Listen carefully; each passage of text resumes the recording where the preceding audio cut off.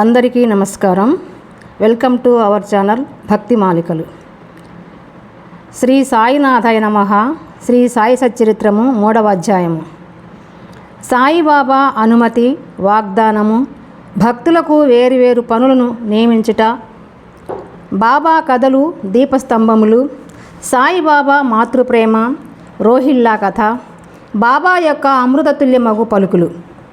సాయిబాబా యొక్క అనుమతి వాగ్దానము.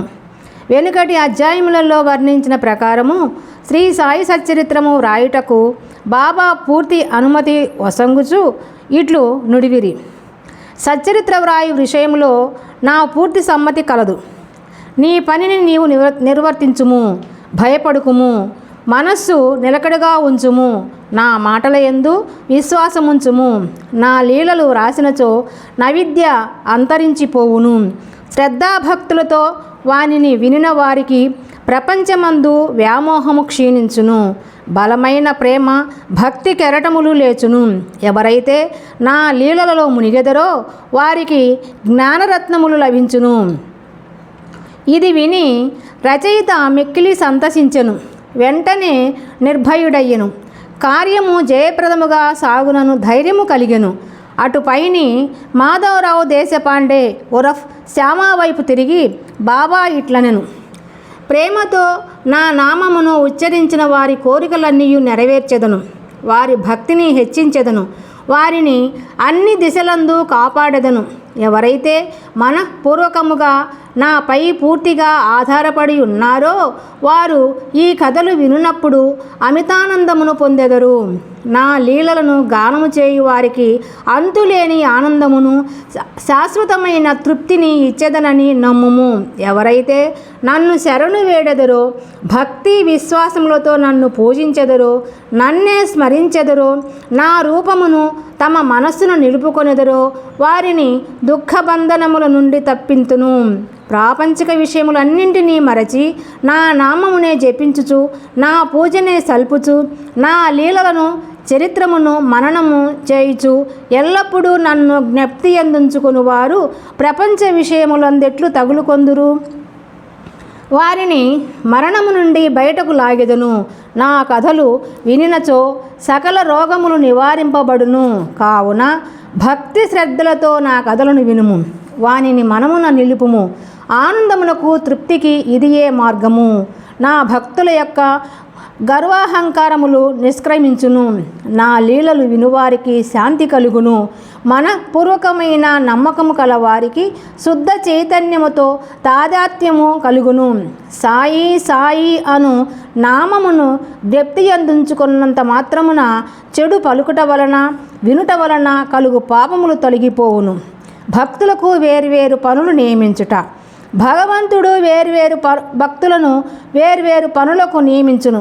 కొందరు దేవాలయములు, మఠములు, తీర్థములలో, నది ఒడ్డున మెట్లు మొదలగునవి నిర్మించుటకు నియమితులగుదురు. భగవంతుని లీలలను పాడుటకు కొందరు నియుక్తులగుదురు. కొందరు తీర్థయాత్రలకు పోవుదురు. సచ్చరిత్ర రచన నాకు నియమింపబడినది. విషయ జ్ఞానము శూన్యమగుటచే ఈ పని నా అర్హతకు మించినది అయినచో ఇంత కఠినమైన పనిని నేను ఎందుకు ఆమోదించవలెను? సాయిబాబా జీవ చరిత్రను వర్ణించగల వారెవరు? సాయి యొక్క కరుణయే ఇంత కఠిన కార్యమును నెరవేర్చు శక్తిని నాకు ప్రసాదించినది. నేను చేత కలము పట్టుకొనగానే సాయిబాబా నా అహంకారమును పరిహరించి వారి కథలను వారే వ్రాసికొనిరి కనుక ఈ గ్రంథము రచించిన గౌరవము సాయిబాబాకే చెందును, కానీ నాకు కాదు.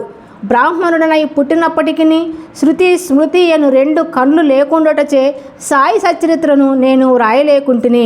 కానీ భగవంతుని అనుగ్రహము మూగవాణిని మాట్లాడినట్లు చేయును, కుంటివాణిని పర్వతము దాటునట్లు చేయును. తన ఇచ్ఛానుసారము పనులు నెరవేర్చుకుని చాతుర్యము ఆ భగవంతునికే కలదు. హార్మోనియమునకు కానీ వేణువునకు కానీ ధ్వనులు ఎట్లు వచ్చుచున్నవో తెలియదు, అది వాయించువానికే తెలియను. చంద్రకాంతము ద్రవించుట, సముద్రము ఉప్పొంగుట వాని వల్ల జరగవు, అవి చంద్రోదయం వల్ల కలుగును. బాబా కథలు, దీపస్తంభములు. సముద్ర మధ్యమందు దీపస్తంభములుండును. పడవల వైపు పోవువారు ఆ వెలుతురులో రాళ్ళు రప్పల వల్ల కలుగు హానులను తప్పించుకొని సురక్షితముగా ప్రయాణింతురు. ప్రపంచమును మహాసముద్రములో బాబా కథలను దీపముల దారి చూపును. అవి అమృతము కంటే తీయగా ఉండి ప్రపంచ యాత్ర చేయు మార్గమును సుగమముగాను చేయును. యోగీశ్వరుల కథలు పవిత్రములు. అవి మన చెవుల ద్వారా హృదయమందు ప్రవేశించినప్పుడు శరీర స్పృహయను, అహంకారమును, ద్వంద్వ స్వభావములను నిష్క్రమించును. మన హృదయమందు నిల్వయుండిన సందేహములు పటాపంచలైపోవును. శరీర గర్వము మాయమైపోయి కావలసినంత జ్ఞానము నిల్వ చేయబడును. ఈ శ్రీ సాయిబాబా కీర్తి వర్ణనలు ప్రేమతో పాడిన గాని వినిన గాని భక్తుని పాపములు పటాపంచలగును. కాబట్టి ఇవియే మోక్షమునకు సులభ సాధనములు. కృతయుగములో శమదమములు అనగా నిశ్చల మనస్సు, శరీరము. త్రేతాయుగములో యాగము, ద్వాపరయుగములో పూజ, కలియుగములో భగవన్ మహిమలను నామములను పాడుట మోక్ష మార్గములు. 4 వర్ణముల వారు ఈ చివరి సాధనమును అవలంబించవచ్చును. తక్కిన సాధనములు అనగా యోగము, యాగము, ధ్యానము, ధారణము అవలంబించుట కష్టతరము. కానీ భగవంతుని కీర్తిని మహిమను పాడుట అతి సులభము. మన మనసును మాత్రము అటువైపు త్రిప్పవలెను. భగవత్ కథలను వినుట వలన, పాడుట వలన మనకు దేహాభిమానము తొలగిపోవును. అది భక్తులకు నిర్మోహులుగా చేసి తుదకు ఆత్మ సాక్షాత్కారము పొందినట్లు చేయును. ఈ కారణము చేతనే సాయిబాబా నాకు సహాయపడి నాచే ఈ సచ్చరితామృతమును వ్రాయించెను. భక్తులు దానిని సులభముగా చదువగలరు, వినగలరు. చదువునప్పుడు, వినునప్పుడు బాబాను ధ్యానించవచ్చును.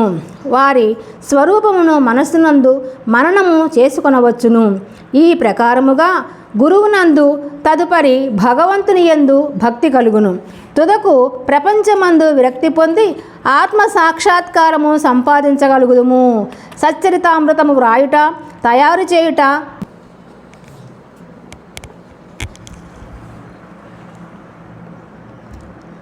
చదువునప్పుడు, వినునప్పుడు బాబాను ధ్యానించవచ్చును. వారి స్వరూపమును మనసునందు మననము చేసుకునవచ్చును. ఈ ప్రకారముగా గురువునందు, తదుపరి భగవంతుని యందు భక్తి కలుగును. తుదకు ప్రపంచమందు విరక్తి పొంది ఆత్మ సాక్షాత్కారము సంపాదించగలుగుదుము. సచ్చరితామృతము రాయుట, తయారు చేయుట బాబా యొక్క కటాక్షము చేతనే సిద్ధించినవి. నేను నిమిత్త మాత్రుననే వింటిని. సాయిబాబా యొక్క మాతృప్రేమ. ఆవు తన దూడను ఎట్లు ప్రేమించునో అందరికీ తెలిసిన విషయమే. దాని పొదుగు ఎల్లప్పుడూ నిండియే ఉండును. దూడకు కావలసినప్పుడెల్లా కుడిచినచో పాలు ధారగా కారును. అలాగుననే బిడ్డకు ఎప్పుడు పాలు కావలనో తల్లి గ్రహించి సకాలమందు పాలిచ్చును. బిడ్డకు గుడ్డలు తొడుగుట ఎందును, అలంకరించట ఎందును తల్లి తగిన శ్రద్ధ తీసుకొని సరిగా చేయును. బిడ్డకు ఈ విషయం ఏమీ తెలియదు. కానీ తల్లి తన బిడ్డలు చక్కగా దుస్తులు ధరించి అలంకరింపబడుట చూచి అమితానందము పొందును. తల్లి ప్రేమకు సరిపోల్చదగినదేదియూ లేదు. అది అసామాన్యము, నిర్వ్యాజము. సద్గురువులు కూడా ఈ మాతృప్రేమ వారి శిష్యులందు చూపుదురు. సాయిబాబాకు కూడా నా యందు అట్టి ప్రేమ యుండెను. దానికి ఈ క్రింది ఉదాహరణము ఒకటి. 1916వ సంవత్సరములో నేను సర్కారు ఉద్యోగము నుండి విరమించి తిని. నాకు ఈయ నిశ్చయించిన పింఛను కుటుంబమును గౌరవముగా సాకుట చాలదు. గురు పౌర్ణమి నాడు ఇతర భక్తులతో నేను కూడా షిరిడికి పోయి తిని. అన్నా చించనీకర్ నా గురించి బాబాతో ఇట్లనెను, దయచేసి ఈ అన్నా సాహెబ్ యందు దాక్షిణ్యము చూపుము. వానికి వచ్చు పింఛను సరిపోదు. వాని కుటుంబము పెరుగుచున్నది. వానికి ఇంకా ఏదైనా ఉద్యోగం ఇప్పించుము. వాని ఆతురతను తీసి నిశ్చింతను కలుగజేయుము. అందులకు బాబా ఇట్లు జవాబిచ్చెను, వానికి ఇంకొక ఉద్యోగము దొరుకును. కానీ వాడిప్పుడు నా సేవలో తృప్తి పడవలెను. కానీ భోజన పాత్రలు ఎప్పుడూ పూర్ణముగానే ఉండును. అవి ఎన్నటికి నిండుకొనవు. వాని దృష్టిని అంతటిని నా వైపు త్రిప్పవలెను. నాస్తికుల దుర్మార్గుల సహవాసము విడువవలెను. అందరి ఎడల అనుకువ నమ్రతలు ఉండవలెను. నన్ను హృదయపూర్వకముగా పూజించవలెను. వాడు ఇట్లు చేసినచో శాశ్వతానందము పొందును. నన్ను పూజింపుడని దానిలోని ఈ నన్ను అనగా ఎవరు అను ప్రశ్నకు సమాధానము ఈ గ్రంథం యొక్క ఉపోద్ఘాతములో సాయిబాబా ఎవరు అను శీర్షిక క్రింద దానిలో విశదీకరింపబడి ఉన్నది. చూడుడు. రోహిల్లా కథ. రోహిల్లా కథ విన్నచో బాబా ప్రేమ ఎట్టుదో బోధపడును. పొడుగాటి వాడును, పొడుగైన చొక్కా తొడిగిన వాడును, బలవంతుడునగు రోహిల్లా ఒకడు బాబా కీర్తి విని ఆకర్షితుడై షిరిలో స్థిరనివాసము ఏర్పరచుకొనెను. రాత్రింబవళ్ళు ఖురానులోని కల్మాను చదువుచూ అల్లాహు అక్బర్ అని ఆబోతు రంకెవేయినట్లు బిగ్గరగా నరుచుచుండెను. అందువలన పగలంతయు పొలములో కష్టపడి పనిచేసి ఇంటికి వచ్చిన షిరిడీ ప్రజలకు రాత్రి నిద్రాభంగము అసౌకర్యము కలుగుచుండెను. కొన్నాళ్ల వరకు వారిని దీనిని ఓర్చుకొనిరి. తుదకు ఆ బాధను ఓర్వలేక బాబా వద్దకేగి రోహిలా అరుపులను ఆపమని బతిమాలిరి. బాబా వారిని ఫిర్యాదును వినకపోవటయే కాక వారిపై కోపించి వారి పనులు వారు చూసుకునవలసినదే కానీ రోహిల్లా జోలికి పోవద్దని మందలించిరి. రోహిల్లాకు ఒక దౌర్భాగ్యపు భార్య గలదనియు ఆమె గయ్యాలి అనియు ఆమె వచ్చి రోహిల్లాను తనను బాధ పెట్టుచున్నదనియు రోహిల్లా ప్రార్థనలు విని ఆమె ఏమి చేయలేక ఊరక ఉండుననియు బాబా చెప్పెను. నిజముగా రోహిల్లాకు భార్యయే లేదు. భార్య అనగా దుర్బుద్ధి అని బాబా భావము. బాబాకు అన్నింటికంటే దైవ ప్రార్థనలందు మిక్కుటమ్మకు ప్రేమ. అందుచే రోహిల్లా తరపున వాదించి ఊరిలోని వారిని ఓపికతో ఓర్చుకోమని ఆ సౌకర్యమును సహింపవలసినదే అనియు అది త్వరలో తగ్గుననియు బాబా బుద్ధి చెప్పెను. బాబా యొక్క అమృత తుల్యమగు పలుకులు.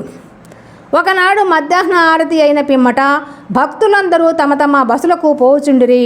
అప్పుడు వారికి బాబా ఈ క్రింది చక్కని ఉపదేశము ఇచ్చిరి. మీరు ఎక్కడ ఉన్నను ఏమి చేయుచున్నను నాకు తెలియనని బాగుగా జ్ఞాపకముంచుకొనుడు. నేను అందరి హృదయములను పాలించువాడను, అందరి హృదయములలో నివసించువాడను. నేను ప్రపంచమందు గల చరాచర జీవకోటి నావరించి ఉన్నాను. ఈ జగత్తును నడిపించువాడను సూత్రధారిని నేనే జగన్మాతను. త్రిగుణముల సామరస్యమును నేనే. ఇంద్రియ చాలకుడను నేనే.